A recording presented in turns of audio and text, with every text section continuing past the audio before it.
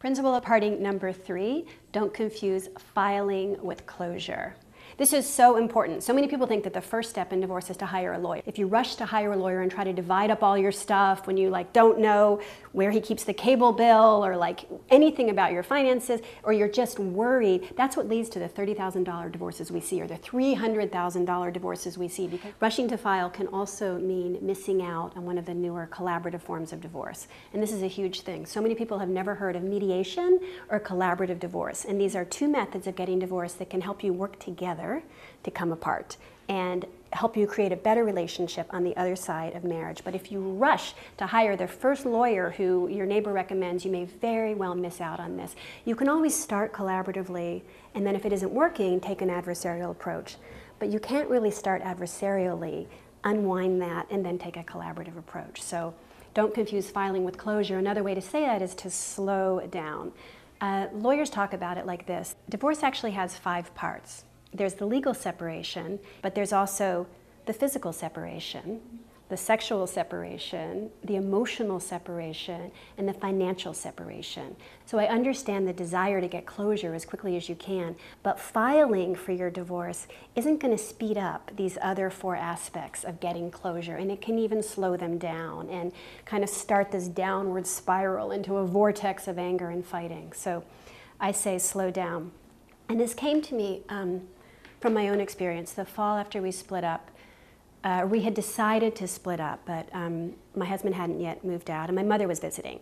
And my mother has been divorced twice and also has a law degree, so she was a good person to talk to. So we were all sitting on our back deck in our townhouse in Hoboken under the apple tree, and it was like a beautiful fall day. And my mother was kind of laying out some of the basics, like every state has guidelines for, you have to support your children, and every state has guidelines for how your parenting plan should look.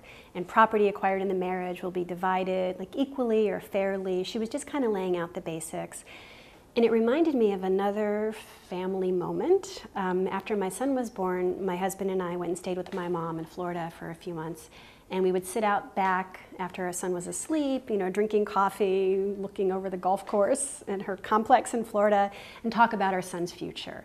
And now we were doing the same thing, but we were talking about how to shut down that dream. And I just got angrier and angrier, and I was like, "You're not taking those bookcases to your apartment." And I stormed into the kitchen, and these were not valuable bookcases. We didn't have any valuable stuff, but just talking about the legal details, it just pierced right through me.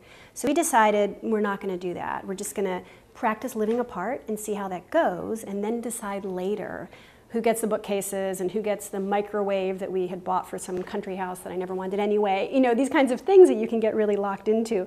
So taking that break turned out to be the most helpful thing we did in our divorce. It let us both adjust to living alone. It let me get calm, get my career in order, see how I felt, and then we came back a couple years later and did the legal process. We came up with a parenting plan between us and a financial arrangement between us, but this was not a legal document. This was something we created. And a couple of lawyers warned me about this process. If you don't make it legal and then you fight in court, something could be used against you, but we were not going to fight in court. Mm-hmm. And this is the other incredibly important thing about don't confuse filing with closure. Ideally, you slow down, you agree you're not taking this to court, you're going to make decisions yourself, you're going to give yourselves an opportunity to get comfortable, and then you'll discuss the legal details.